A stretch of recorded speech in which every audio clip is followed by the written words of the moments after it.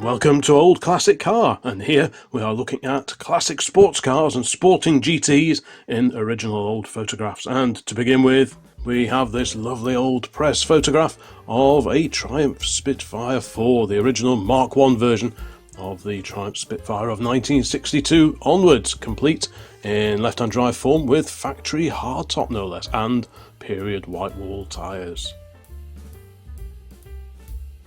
Next up, a photo from Colin, or in fact several photographs from Colin, of his father's 1934 Singer 9 Sports Coupe.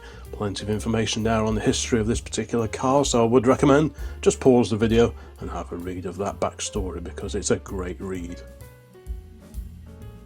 Next up, another sporting machine. This is registered GY3110, a Wolseley Hornet Special.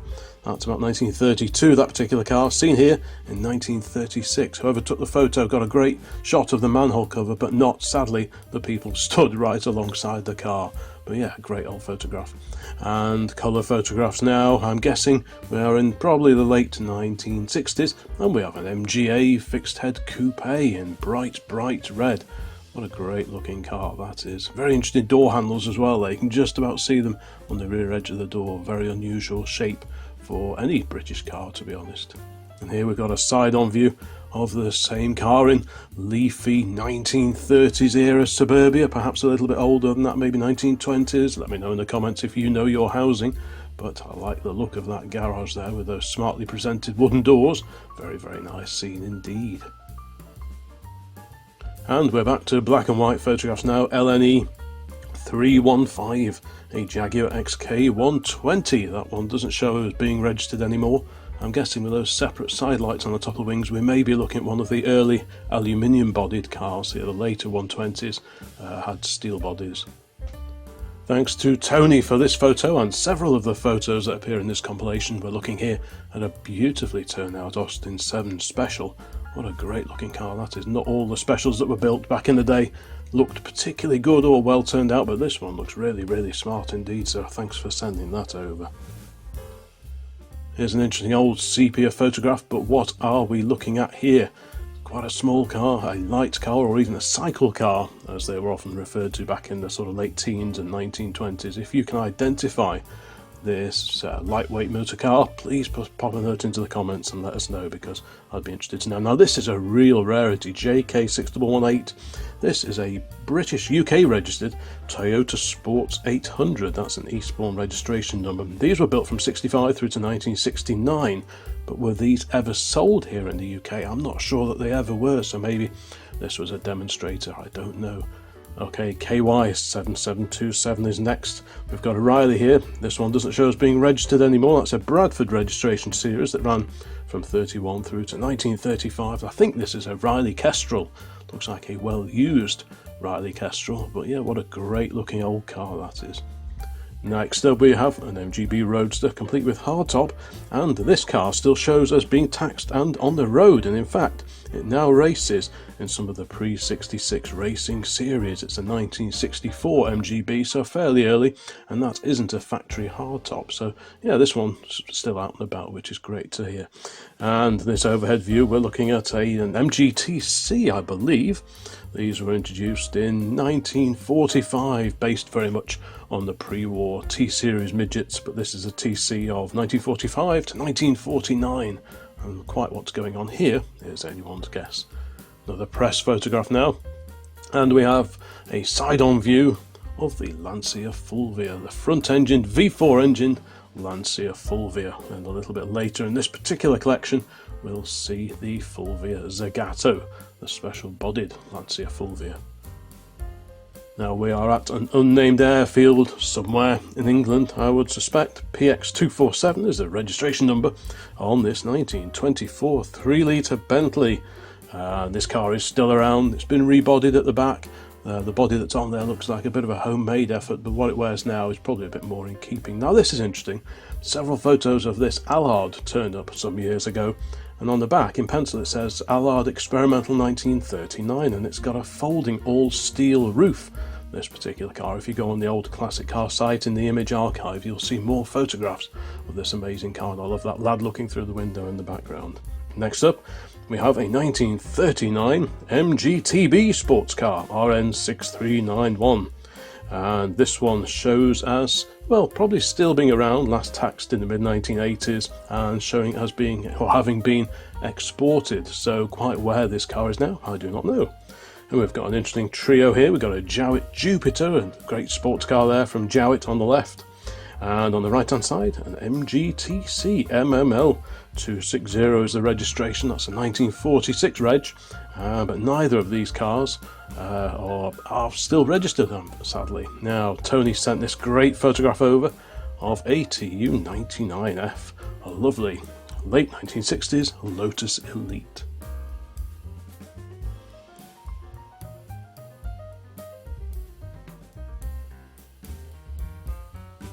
Next up in this look at classic and vintage sports cars, we have this oldie, FR6330 is the registration. That's a Blackpool number, and this is a French-built Salmson, a light sporting car of the 1920s, and not a great deal of tread on those front tyres, but that's not unusual when you look at some of the old cars in the old photos. Now look at this beauty, it looks like a brand new example of a short-nosed Jaguar D-Type. Sadly I can't quite see the registration number on the front there, but if you know which car this is, please pop a note in the comments, because I'd like to update my records. And alongside it, a pre-war Riley, a sporting Riley. Three great photos now of AOY 68 and 1934 SS1 Tourer, built by SS Cars Limited, which in later times became Jaguar Cars. So even then they were producing some beautiful looking cars. William Lyons and co certainly knew what they were doing. Now we are at an unidentified racing circuit, probably in the 1960s. GEB 175E is a 1967 Marcos. What a great looking car. That is really, really low slung car.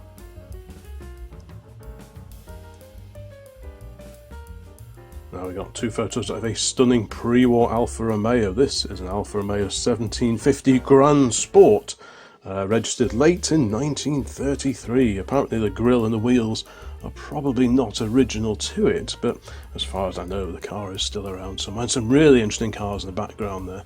There's another view of the same Alfa, and what's it facing? That is an old Austin-based Woody. You can see a Triumph Roadster just on the left, the Austin Woody, and on the right, a Phase 1 version of the standard Vanguard. So quite an array of interesting old cars there, with the Alfa to the fore. Side view now, again an unidentified racing location, and we've got an MGE Roadster being put through its paces, complete with very cut down windscreen.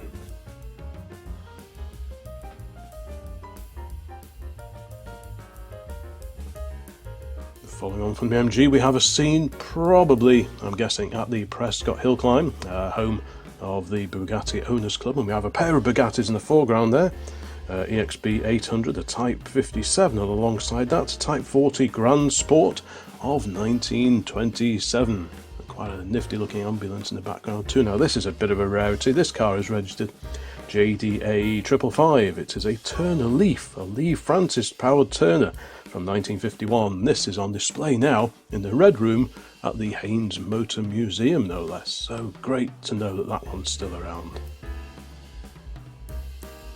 Two glamorous young ladies here, sat in a pre-war sporting MG. This is an M-Type midget of the early 1930s, and these were based on the pre-war Morris Minor chassis.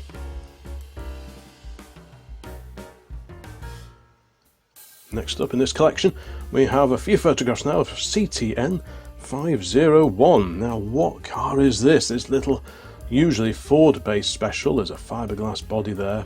These were sold and you could fit it to the chassis of your own choice. I believe this one was fitted to a 1935 Morris Minor chassis and fitted, there it is, probably slightly earlier, Minors hardtop, same registration number, very swoopy body as well, and it had a 1953 Morris Minor side valve engine. Yeah, what a great, unusual looking little car that is, but what is it? It looks a bit like the old Microplast Stiletto, or it could even be an early Rochdale. I'm not quite sure what we're looking at here. I would have to go digging through my archives and see what I can find out about this one. But if you know which body, which fiberglass body we're looking at here, please pop a note into the comments, because it'd be great to hear. But what an interesting little car that is. Great little sports car there. Two factory-built sporting cars now. Pre-war we are, BV3031 is the registration number. It's a Singer 9 Coupe. Sadly, this one shows as no longer being registered, and it's joined in the photograph by a glamorous young lady there. And what a great-looking car that is. Really, really nice car. Thanks to Alan for sending this photo over a little while ago. We've got a head-on view of EXJ232. That is a 1938 Fraser Nash, seen here in 1955, a Fraser Nash BMW 327 Cabriolet, and still taxed and on the road here in the UK, which is great news. Another press photo slightly later here, and we have the Reliant Scimitar GTE, Ford powered and fiberglass bodied. What a great practical car that is.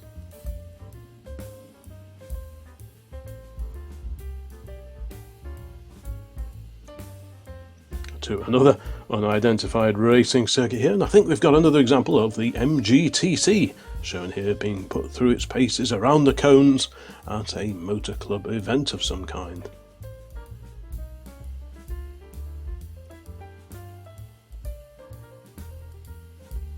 Another press photo here of the Reliant Sabre 6, and more often than not you find these cars in fixed head coupe form, but this is quite a rare convertible version of the Sabre 6, and that body can trace its roots all the way back to the Ashley 1172 Ford Pop Special body that was available in the late 1950s and early 60s. Now we are at an unidentified hill climb venue here, possibly Prescott. I'm not quite sure. If you recognise it, please let me know. The car looks like a magnificent Bugatti. There's some serious tyres on the back of that one.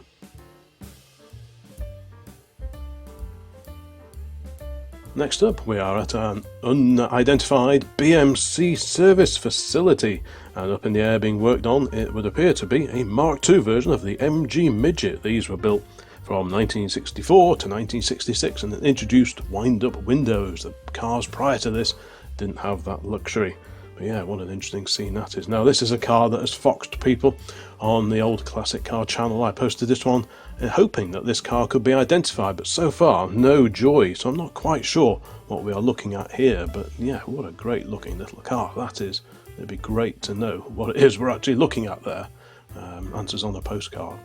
And a head-on view now of a 1965 AC Cobra at a racing circuit. I'm not quite sure, maybe Brands Hatch possibly. If you recognise this paddock scene and the Dunlop building in the background, please pop a note into the comments. And we've got a lovely race prepared E-Type just visible on the left hand side there, and a Herald convertible to the right.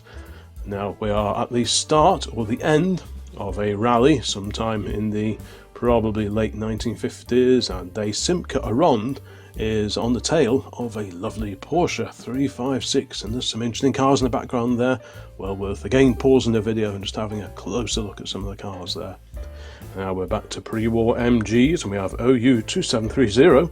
That is a July 1929 registered MG. Now this one is still showing as registered, but the export marker has been ticked, so again this car is still around hopefully, but probably abroad somewhere. Now, Rochdale here, 1964 registered Rochdale Olympic. This one is showing as registered, but untaxed since 1985. So whether the car is actually still around or not is anyone's guess. Maybe it's sat in a garage somewhere awaiting resurrection. It'd be interesting to know where that car is now. And what do we have here? It would appear to be a Type 35 Bugatti. Location unknown, and yeah, very, very swish car indeed. You also had these supercharged versions of these as well, but I think this is the unsupercharged version. Now, PF4064, a 1926 Fraser Nash. This car was put on the road in 1926, August of that year, and it still shows as being taxed and on the road, which is great news. So clearly it's had a very interesting life, this particular car. And a couple of British classics here, headed by an XK150, a lovely Jaguar XK150 with a Morris behind it as well. Maybe not so much a sports car, the Jaguar, but certainly a sporting GT, so it fits in with the criteria for this particular upload here on the Old Classic Car channel. And we have another Porsche, another 356C WBL28 is the very distinctive registration number on this particular car. That number doesn't show as being registered and on the road at this point in time. That's a Berkshire series from about 1960. We are back to that unidentified hill climb venue again, where we saw the Bugatti just a few moments ago. But what are we looking at here? It looks like a bit of a one-off, a magnificent looking car in fact. But what is it? Do you know what this car is? Please let me know. Some of these are real head scratchers. And we are back to racing, and I think this is probably Mallory Park, if I've got that one right. And we have a much modified Ford Capri here, complete with Hot Car Magazine sticker on the side. What could be more late 60s, early 70s than that scene? Another lovely old press photograph here. We have a young lady about to climb into a Lotus 7, one of the S4s, the Series 4, the Fibreglass bodied Lotus 7. These weren't universally popular. The styling was a little bit out perhaps compared to the earlier cars, and indeed later cars reverted to the earlier style. Okay, OG 8735 now. What's the story with this car? It shows us being registered on Sawn, i.e. off the road. It's an Aston Martin from 1931. It looks a bit like one of the Le Mans cars, one of the Aston Martin LMs. But again, if you can shed light on the history of this car and where it is now, please pop a note into the comments.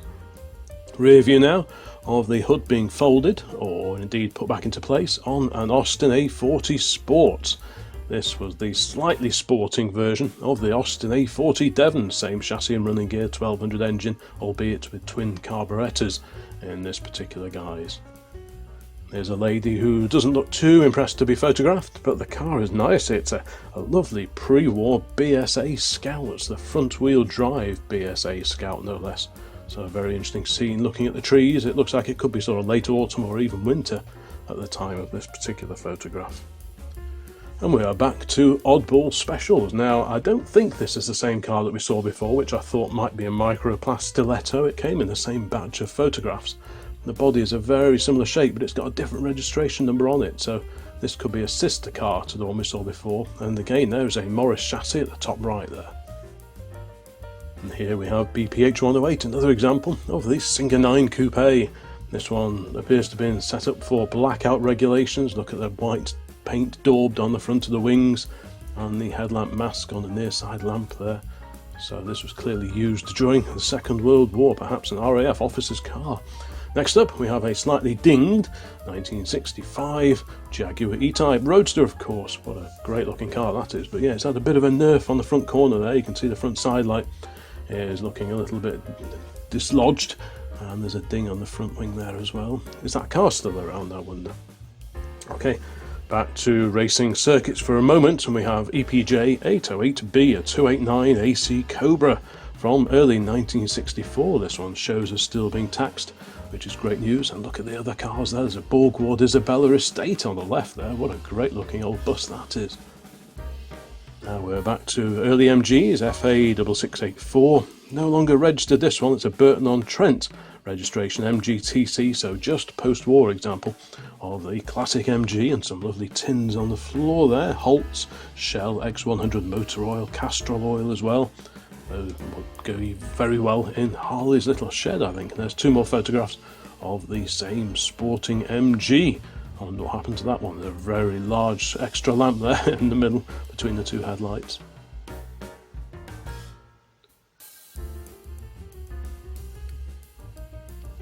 And I mentioned Lancia Fulvia Zagatos a few moments ago, and here it is, a press photograph of a late 1960s Zagato bodied Lancia Fulvia. Now, do you prefer this one or do you prefer the factory offering? I have to say, I think I prefer the factory offering.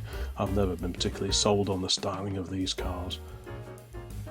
Now here's a real oddball thanks to Tony for this one. This is a special. It's an aluminium bodied car. I think mainly it was based on MG underpinnings, but it had a Fiat 1100 engine. So a bit of everything there, and there's an Austin 8 and a Ford E83W pickup in the background just for a bit of added glamour. Fantastic scene. And a side-on view now of another classic MG. I think this is a J2. And it could well be a J2 police car. Look at that little extra lamp arrangement, that lamp box just above the spare wheel there facing rearwards. That probably says police on it.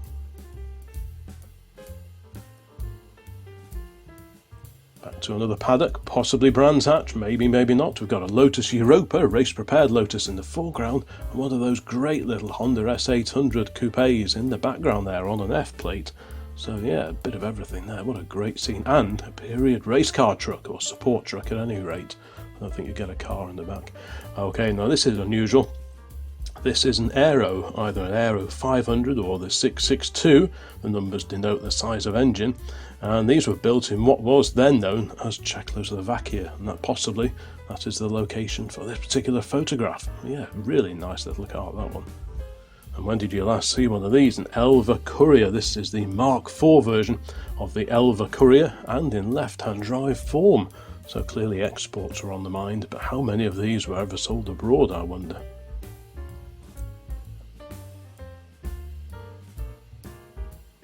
Next up, well, we often talk about special building here on the Old Classic Car channel, and here we have a series of photographs showing an old box saloon that was slowly dismantled and built up into the lovely little special that you see on the right hand side of the screen here. So again, it's well worth having a closer look at some of these photographs, and it just shows how battered the original car was. Another of Tony's great old photos here. We've got EXL 367 and MGTA. Pre-war car, and this was photographed in 1957, apparently in the Formby area. It doesn't show as registered, so sadly I think this photograph is probably all that remains of this particular car. And we are back hill climbing again, and this one is of course a Jaguar XK120, this time a steel bodied car.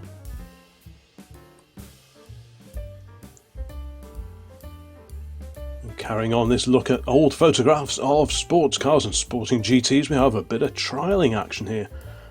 Same car in 1950 and 1951, but look how different it looks in the 1951 compared to the year before. Many differences around the front end, different wheels and axles as well. So yeah, great picture that is, and many differences.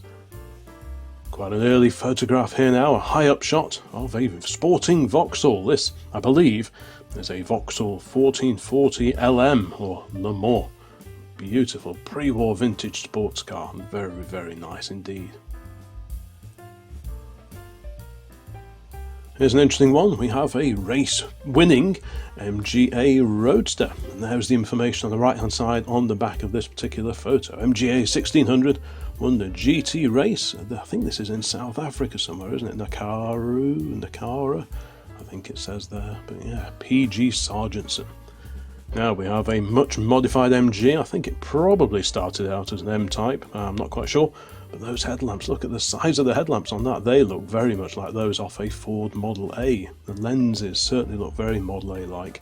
We appear to have quite a few Bedfords in the background as well, so maybe these gents worked at Bedfords.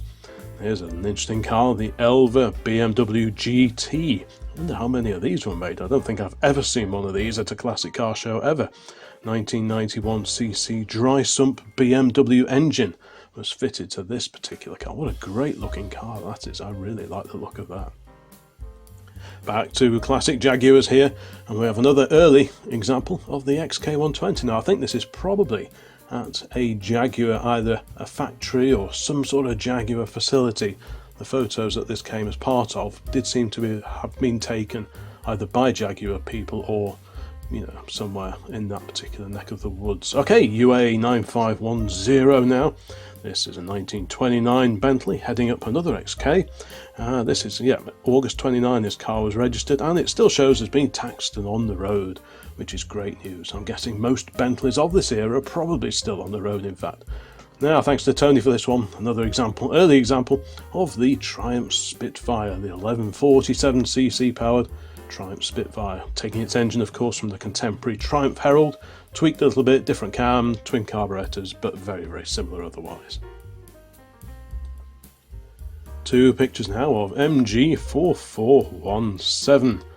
This one, if you go and check on the DVLA site, it's registered but hasn't been taxed for quite a while. It is, I believe, a 1935 MG PB. There's a young lad working on it there, perhaps with his dad or granddad looking on there. There's another view of the same car in a lovely walled garden. So that looks like a very agreeable place and a nice day to be outside tinkering on your venerable old MG. Lovely stuff.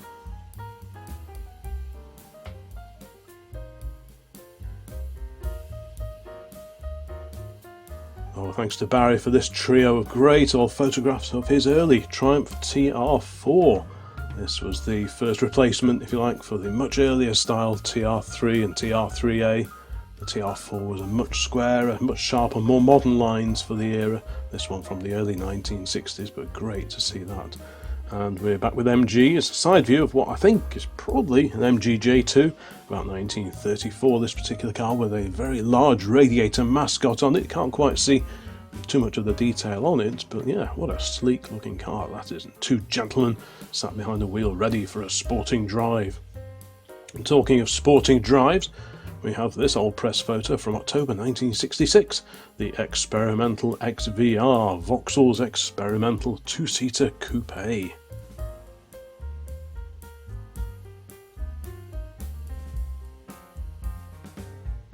couple of chaps here, again sat in a sporting motor car, and this appears to be another example of the Austin 7, an Austin 7 special.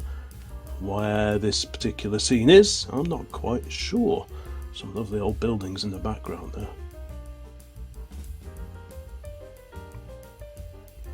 And here, well, where are we now? Sometime in the 1960s, we have a Sunbeam Alpine, complete with hardtop, factory hardtop in place, and in the background a sporting MG 1100 saloon, a four-door MG 1100. Very, very nice indeed. So an interesting little pair there. Thanks to Sam for this snapshot. Here he is with a 1967 E-Reg MG BGT, complete with wire wheels. Great looking car. There's an old BMC Farina on the right there. Is that a Wolseley 1660 perhaps? And now we are over in Ceylon, thanks to Tony for this snapshot, and we have a Triumph TR3 boarding a somewhat makeshift looking raft to go across a river somewhere. Yeah, what an amazing photograph that is.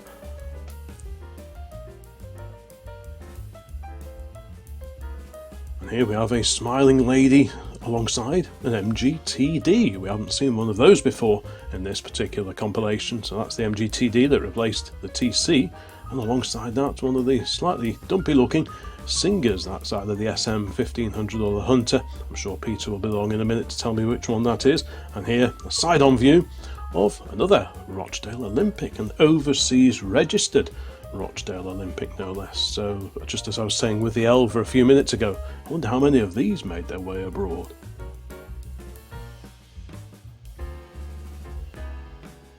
And a roadside snapshot here of two ladies, and in the background, now that's an unusual looking car. Now someone identified this for me as a Singer 9 Junior special of some kind. What a great car that is, with those full width polished wheel discs as well. Very interesting car. Again, if you know any more, please drop a note in the comments below this vid. And now we have a gentleman, two young ladies, perched inside an MGA Roadster. Where is that registration number from? I do not know, but if you do, please let me know. It's always good to shed more light and get some more information on the photos that make it into these uploads. Next up in this compilation of old sports car photographs, we have JYO28, late 20s, probably mid to late 1920s Bentley. Looks like a 3 litre. It doesn't show as being registered, so maybe it's still around on a different number, or perhaps it's been exported, but it's hard to imagine that it's not around somewhere. Here's an interesting snapshot of a Lotus Elan on a trailer, and the garage in the background belonged to Rob Walker, the race team owner. Rob Walker, of course, Sterling Moss was one of many drivers that raced for Rob Walker back in the day. But yeah, interesting place, and I love that Alfa Romeo sign as well. I'm sure lots of people would like that in their garage. And we're back to Singers now, and we have a Singer 9 Roadster, no less, somewhere out in Empire. Looks like quite a warm environment. And yeah, interesting to see that, because you don't see too many photos of these Singer Roadsters around. This one is probably late 40s or the beginning of the 1950s, I would have thought. And I wish I knew where this photo was taken. The car, OVC 915. Here's a 1954 Jaguar XK120C, the C-Type Jaguar with a very unusual windscreen on it. This car's still around, of course, still taxed and on the road. But yeah, I wonder who that is driving that. We've got a bunch of chaps here, possibly wartime fighter pilots perhaps, who knows, with a very neat little Austin 7 special you can see the 3-stud wheel fixings, and that's always a giveaway that you're looking at something based on an Austin 7. But that body, is that a factory body? I'm not sure if it is. I'm guessing more likely a special. Here's an interesting scene. We've got JSN 472, that's a Rochdale GT, the fiberglass bodied Rochdale GT, and on the trailer a very rare Rochdale ST, being towed by a Triumph Vitesse. But yeah, an interesting pair of Rochdales there again. I wonder what the story is with those two cars. Now, thanks to Ian for this trio of great old photographs of a Mark II Triumph Spitfire, the Triumph Spitfire 4 Mark II, to give it its full name, again with factory hardtop. And again, just pause the video and have a quick read of that old history there, because it's always really nice to find out more about the cars that feature in these old photos. Now we're back to French vintage cars. Another example, head-on view again, of a Salmson.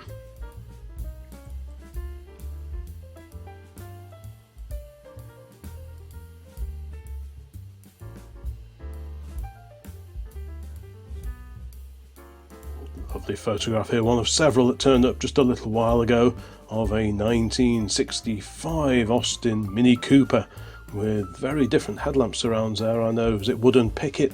Modified Minis had those headlamp surrounds which were lifted from the Riley 1.5. Yeah, lovely sporting saloon. Now, I'm not quite sure if it's snowing in this photo or just lots and lots of dust inside the camera on the lens, but here we've got a side-on view of a lovely 3-wheel Morgan. Wonder where that was taken. Certainly quite an impressive building in the background there. Now, 2 photos kindly sent over by Herb in Australia quite a few years ago now. These were taken in South Africa. This one is of a much modified Austin 7 racer, a little special there, very big tyres on those Austin 7 wheels. Looks very neat though. Another car, another photo from Herb as well, here again in South Africa. And this little racer apparently was based on Ford Prefect running gear. So that's a bit interesting, because I know there was lots of aquaplane tuning gear here in the UK, so I'm not sure what the market was like for tuning parts in South Africa, but great to see that rare photo there.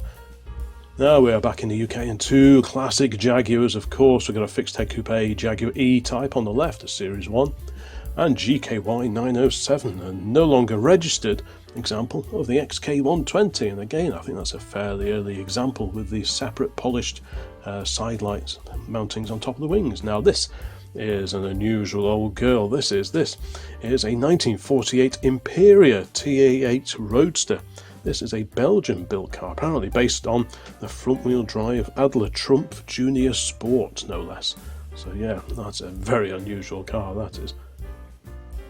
And we are back to Singers here, Singer 9 Sports, quite similar to the Singer 9 Le Mans, although the Le Mans had a couple of humps on top of the scuttle in front of the driver and the passenger. That's one of the giveaways, and I think this is your 9 Sports, a slightly less powerful version of the sporting Singer 9. Very nice too. And we are back to an unknown race circuit and head-on view of a 1966 Marcos. In the background there we've got a BMC J4 van and a much modified, what's that on the left there at the back? That certainly looks very interesting indeed. Is that a modified Cobra perhaps? Who knows? Anyway, we are back in vintage times now, and a lovely Lee Francis Hyper no less. And I do love these old photographs, especially when there's a few notes like with this one added to them. And look at that garage building in the background there. What a great old scene that is. And here I think we may be at Aintree, the horse and motor racing venue over on the Wirral, and we have Sterling Moss sat on the back of a new Austin-Healey. I think that's probably 100, is that 106 maybe? Looks like there's a bit of a driver parade about to happen on a slightly damp day. Yep, that's Sterling Moss there. 3 photos now of another classic MG, MJO 508 is the registration number, an MGTC. That is an Oxford registered car, put on the road sometime after October of 1947. A young lad there working studiously under the bonnet of this MG. Great stuff. Talking of MGs, we have LLP 614D, MGB Roadster chrome bumper car from 1966. This one's still showing on the DVLA registration system, untaxed since 1984. So is it still around, or maybe it's been scrapped and simply DVLA not notified? And here, unfortunately, no registration number visible in this shot, but we're looking at a Wolseley Hornet Special here from the 1930s, and I'm guessing we've got a Eustace Watkins Daytona body on this particular car. It certainly looks very similar to other photographs that I had to have a quick look at and double check on, but I think that is probably the body we are looking at there. And here we are in South Africa again, and a TR3A being given a bit of welly, seen here photographed at speed. Now, who is the driver? Does anyone know who that might have been campaigning a TR3A here in presumably the sort of 1950s, early 1960s era? Now, JJ2627 continues this look at old photographs of classic sporting cars and GTs, etc. This is an SS2 Coupe. Very, very nice. It is too. Quite a small, very compact car. Surprisingly tiny these cars are. If you go down to JDHT at Gaydon, you'll see one of those in the museum. Now we are back on an airfield circuit somewhere. We have LLP 775, a Lee Francis Sports. This one is shown as registered on Sawn, i.e. registered but not on the road at the moment. It's a 1950 car and last changed hands in 2022, so maybe it'll be out and about again soon. Now, this is in fact a studio photograph of a fella and his missus sat posed in what is meant to look like a pre-war sporting MG. But yeah, that's a great studio photograph there. I do like that a lot. Bit of work going on here on this beauty. MPH 112 is the registration. This is an HRG, Surrey registered, about 1948 or 49, somewhere around there. And it's quite a sporting car this. It looks pre-war, but it's probably actually late 1940s or even the beginning of the 1950s. Now here's a nice one, 102E PK, an AC Ace. This car was photographed, I'm guessing, back in the 1960s, but it's still around, Taxton on the road, and dates to early 1958. A fine array of badges on the front of this car as well, so yeah, top marks, lovely, lovely car. And look at this magnificent machine here, this sporting Tourer pre-war car. This is a Lagonda M45, a magnificent motor car indeed. Sadly, no registration details are available for this car. Slightly crumpled old photograph, but yeah, that just gives it a bit of extra charm. Now, thanks to Cyril for sending over this trio. There he is, as a very young man, photographed with AWL 736. That's his dad's Morgan. These photos were taken in 1950 and 1951. But yeah, great to see those pictures, so thanks for sending those over, Cyril. Okay, YX9221 is one of several cars visible in this photo. That's a Bugatti Type 40, registered in September of 1928. And quite a gaggle of somewhat less extravagant cars in the background there. Rarest probably is the AC 2 litre. You can see the back windows there, just close to the Bugatti. And we are back to classic Jaguars for a moment here. EUD 704 and XK120, again, fairly early example of the XK120 Roadster. This car is still Taxton on the road. It dates to the beginning of 1951. What a great scene that is. Some lovely cars. There's a Vauxhall there, and an Austin, and a magnificent bus. And thanks again to Cyril for digging through his photo albums and sending this photo over. That's his uncle with another lovely pre-war MG there. This photo was taken in 1956. We're almost at the end of this particular compilation. Please think about subscribing if you like this kind of thing, and have a look around the rest of the channel. Here we've got a 64 Sunbeam Alpine ready for a spot of skiing, judging by the ski thingies attached to the roof rack of this particular car. Yes, very smart, and nice jumper sir too. Very, very smart indeed. PO 8183 is next. That's a 1929 to 1934-ish registered MG, probably towards the back end of that period, about 1933 or 34. Somewhat modified, I think, wider wheels. Very, very nice, extra hooters on the front. But yeah, what a great looking car that is. Another one of Tony's great photos. He sent over the colour photo that we saw before of a Lotus Elite, and here's a rear three-quarter view of another example, complete with a Vauxhall VX490, the sporting Vauxhall VX490 parked alongside there. But yeah, what a lovely car that Elite is. And here we have Melvin's photo of GFH 469. That was his dad's Morgan. What a great scene that is. I love that. Anyway, that particular photograph rounds out this extensive look at original old photographs of sports cars and sporting GTs. I hope you found this particular video of interest. I certainly had fun putting this one together. Please give the video a like if you found it interesting. Subscribe to the channel if you haven't already, and have a good look around the rest of the channel, because at the time of recording there are well over 500 videos now on the old classic car channel. So thanks very much for watching. Many more videos along very soon. So bye for now.